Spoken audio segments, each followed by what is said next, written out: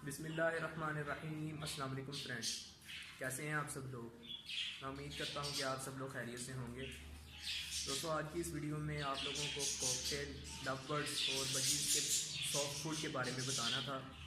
तो वीडियो को शुरू करने से पहले अगर आप लोगों ने अभी तक मेरे चैनल को सब्सक्राइब नहीं किया तो सब्सक्राइब कर लें और साथ ही साथ बेल आइकन को भी दबाएं ताकि आपको मेरी वीडियो मिले सबसे पहले।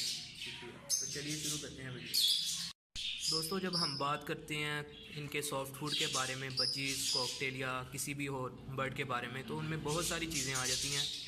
लेकिन आज मैं आपके साथ जो शेयर करने वाला हूँ उनमें ये दो चीज़ें हैं। ये एक काले चने हैं जो आपको नज़र आ रहे होंगे, और ये गंदम।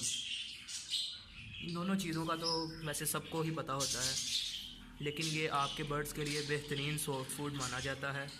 और इसको मैंने ओवरनाइट भिगो के रख दिया था, और अब तकरीबन 10-12 घंटे के बाद, ये भिगोने के बाद, अब मैं इनको देने लगा हूँ। तो सारा आप लोग भी अपने बर्ड्स को ये दे सकते हैं। इसको आप रात में पानी में भिगो के रख दें और सुबह में अपने बर्ड्स को ये सर्व कर दें। कि आप काले चने देख रहे हैं, और ये है कनक, इसको मकई भी कनक बोलते हैं, कनक। तो अब ये काफ़ी नरम हो चुकी है, तो ये मेरे बर्ड्स तो बहुत शौक से खाते हैं दोस्तों।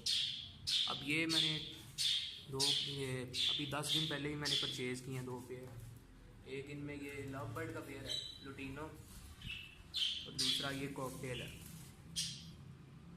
अभी ये थोड़े डरते हैं, सेटल नहीं हुए सही तरह, तो ये जल्दी ही हो जाएंगे। तो दूसरा आप लोगों को दोस्तों ये दिखाना था कि ये देखिए शेड, यहाँ पे धूप भी आ रही है अच्छी खासी, जो कि आपके बर्ड्स के लिए बहुत ज़्यादा मुफीद भी है।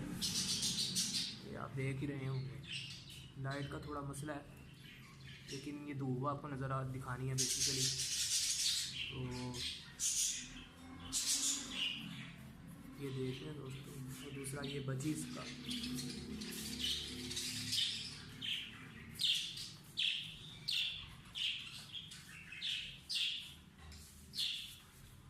तो दोस्तों आज की वीडियो में बस यही बताना था ये सॉफ्ट फूड के बारे में। और अगली जो वीडियो होगी उसमें मैं आपको बताऊंगा स्प्राउट्स के बारे में, कि आप कैसे मूंग स्प्राउट्स बना सकते हैं। तो मेक श्योर कि आप लोग चैनल को ज़रूर सब्सक्राइब करें, वीडियो को लाइक करें और शेयर भी करें अपने दोस्तों के साथ, तो ताकि मैं इसी तरह आप लोगों के लिए अच्छी अच्छी वीडियोज़ बनाता रहूँ। तो तब तक के लिए खुदा हाफिज़।